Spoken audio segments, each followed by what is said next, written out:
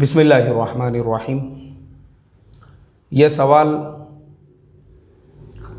अभी देखो ये जो सवाल है बहुत लंबा चौड़ा है और इसका जो ईमेल आईडी है, ये ईमेल आईडी भी कुछ अजीब सा है ये।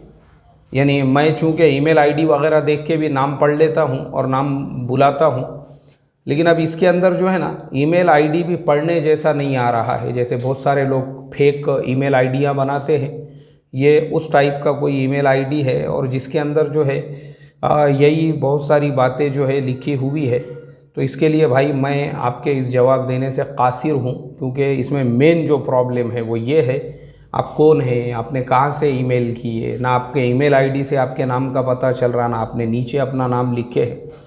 तो इसके लिए हम आपके इस मेल का जवाब नहीं दे सकते हैं।